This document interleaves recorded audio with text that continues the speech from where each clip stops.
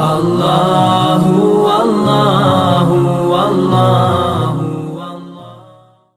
اللهم صل على سيدنا ومولانا محمد وعلى آل سيدنا ومولانا محمد كما تحب وترضى له. بسم الله الرحمن الرحيم.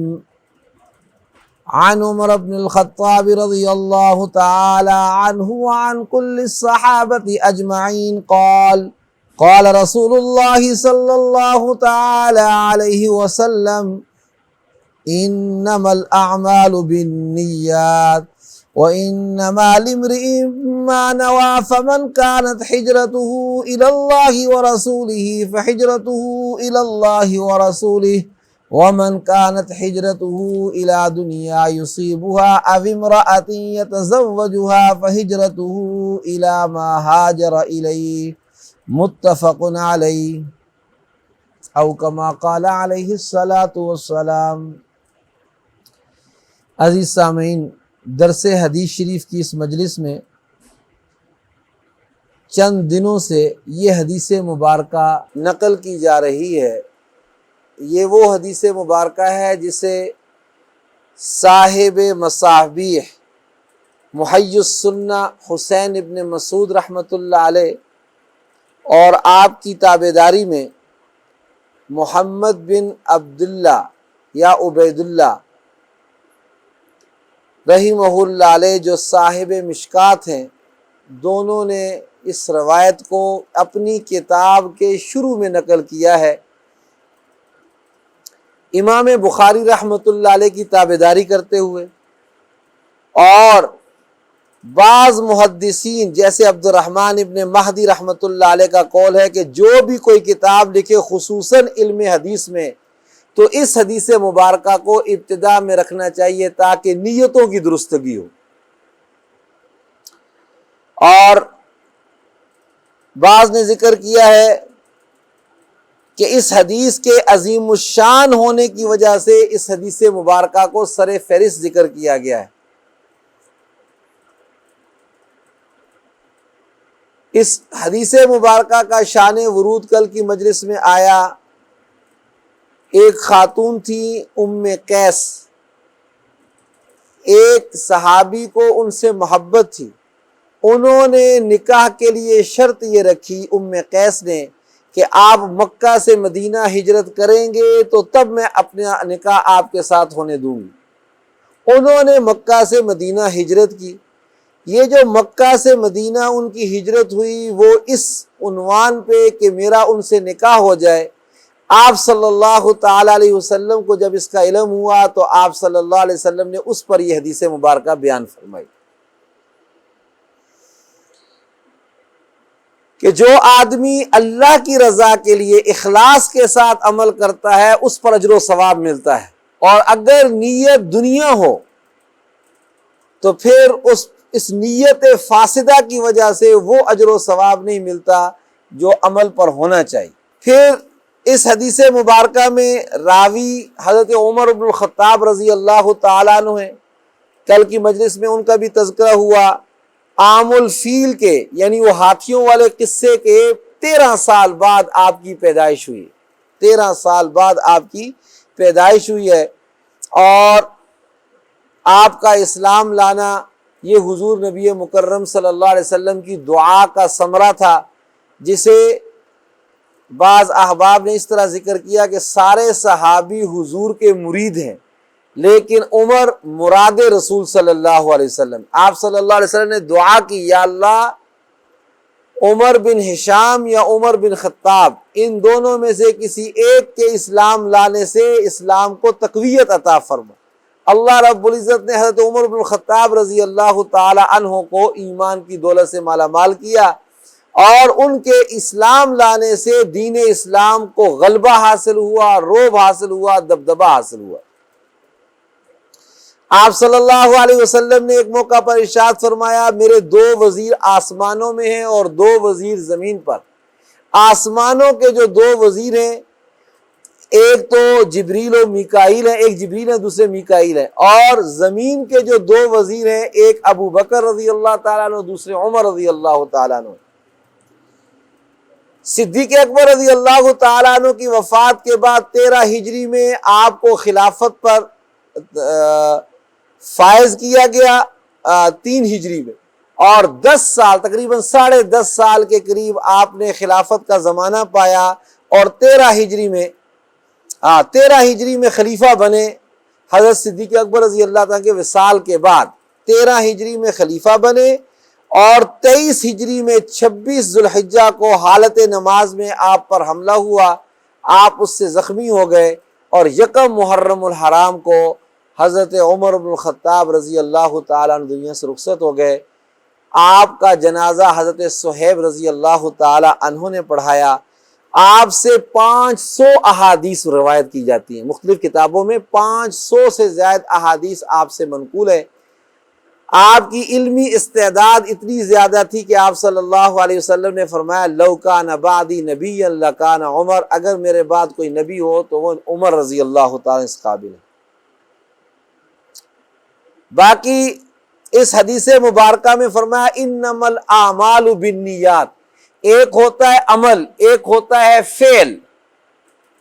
عمل ذوی العقول کے کام کو، یعنی عقل مند لوگوں کے کام کو عمل کہتے ہیں، عقل مند لوگوں کے کام کو عمل کہتے ہیں، اور غیر ذوی العقول جانوروں چوپایوں کا جو کام ہوتے ہیں ان کو فعل کہتے ہیں، فعل البہیمہ، چوپاہے کا کام۔ لیکن انسان کے لیے فعل الانسان نہیں بلکہ عمل الانسان کہا جاتا ہے۔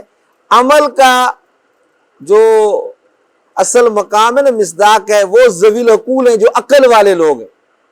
تو عقل والے اشرف المخلوق حضرت انسان ہے، تو انسان کے کام کو عمل کہتے ہیں اور جانوروں کے کام کو فعل کہا جاتا ہے۔ عربی کے اندر یہ فرق ہے۔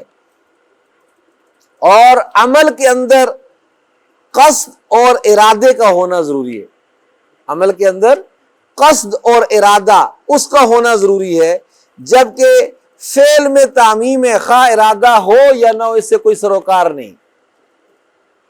یہی وجہ ہے کہ جو حرکت کرنے والی چیز ہوتی ہے اس کو بھی کہہ دیتے ہیں مرتعش، راشے کی کیفیت ہوتی ہے نا، ارتعاش ہوتا ہے، اس کو کہتے ہیں فعل الید، ہاتھ کا فعل، یعنی ارادہ ہو یا نہ ہو۔ اور جو چیز اپنے ارادے اور قصد سے کی جاتی ہے اس کو عمل کہا جاتا ہے۔ اس میں لفظ آیا ہے نیت۔ نیت کسے کہا جاتا ہے؟ کہتے ہیں الارادۃ المتوجہ الی العمل ابتغاء لمرضات اللہ و امتثالا لحکمہ، ارادہ کرنا، ارادے کا متوجہ کرنا عمل کی طرف اللہ پاک کی رضا کو حاصل کرنے کے لیے، ارادے کو متوجہ کرنا عمل کی طرف اللہ پاک کی رضا کو حاصل کرنے کے لیے، اور اللہ پاک کے حکم کو بجا لانے کے لیے، اس کو نیت کہتے ہیں۔ نیت اور ارادے میں فرق ہوتا ہے۔ نیت کے اندر جو نیت کرنے والا ہوتا ہے نا، اس کی غرض کو دخل ہوتا ہے۔ دیکھیں، ماں باپ اپنی اولاد پر خرچ کرتے ہیں، استاد اپنے شاگرد پر اپنی صلاحیتیں صرف کرتا ہے، غرض ہوتی ہے نا۔ والدین کی یہ ہوتی ہے کہ میں کمزور ہوں، جب میں بوڑھا ہو گیا، اگر زندگی اتنی ہوئی تو کل کو یہ بچہ میرے کام آئے گا۔ استاد ہوتا ہے کہ چلو آج میں اس کے اوپر کھپ رہا ہوں، آگے میرے لیے یہ میرا ممد اور معاون بن جائے گا۔ تو غرض ہوتی ہے کوئی نہ کوئی۔ تو نیت وہ چیز ہوتی ہے جس میں نیت کرنے والے کی کوئی نہ کوئی غرض ہوتی ہے، اور ارادہ وہ ہوتا ہے جس میں ارادہ کرنے والے کی کوئی غرض نہیں ہوتی۔ اس لیے اللہ کی طرف نیت کی نسبت نہیں کی جاتی، ارادے کی نسبت کی جاتی، کیونکہ اللہ تعالیٰ کا ہر عمل غرض سے پاک ہے۔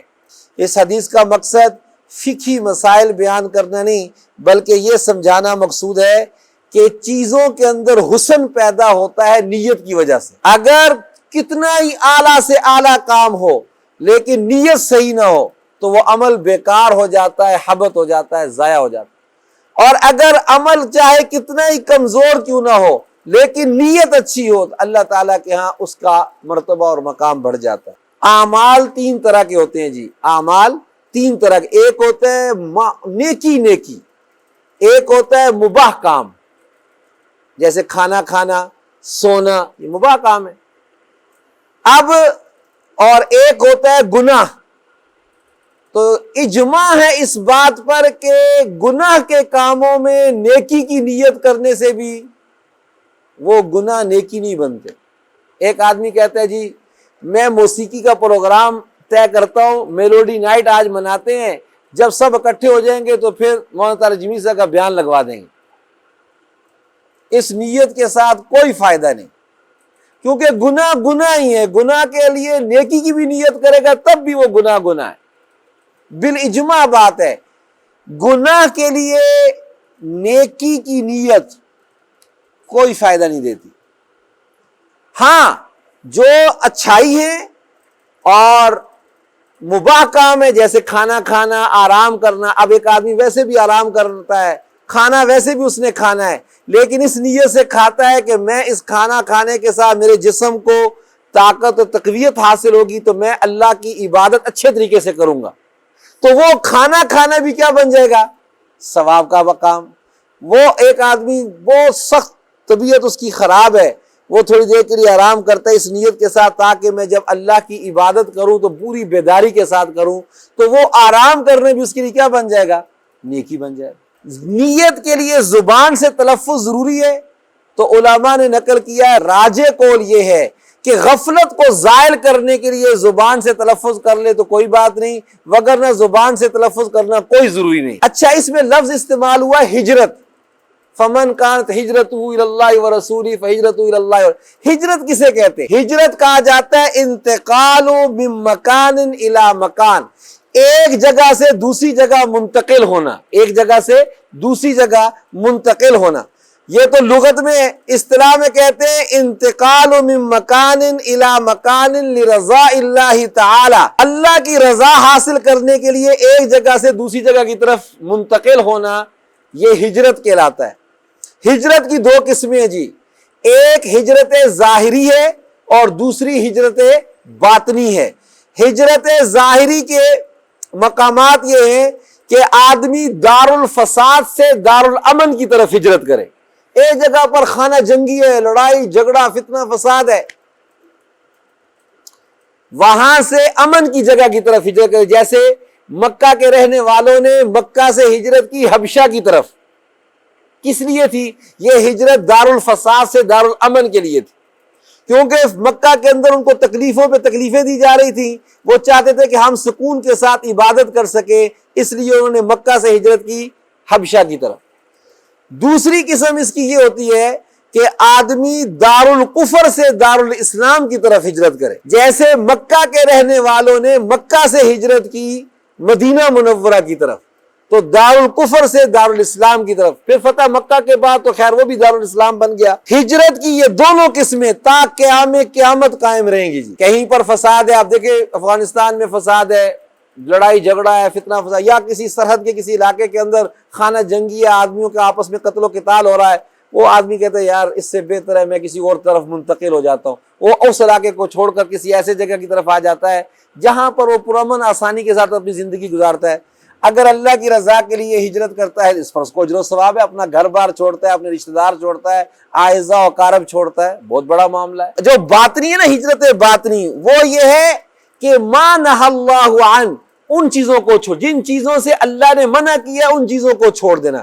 حدیث میں آتا ہے المہاجر من حجر الخطایا والذنوب، اصل مہاجر وہ شخص ہے جو خطاؤں سے اور گناہوں سے اپنے آپ کو ہجرت کر لیتا ہے، اس کو ان کو چھوڑ دیتا ہے۔ یعنی ما نہى اللہ عنہ، جن چیزوں سے اللہ نے منع کیا ہے ان چیزوں کو چھوڑ دینا بھی ہجرت کہلاتا ہے، اس کو ہجرت باطنی کہا جاتا ہے۔ یہاں پر یہ پہلی حدیث مبارکہ مکمل ہو جاتی ہے۔ میں ترجمہ ایک دفعہ نقل کرتا ہوں۔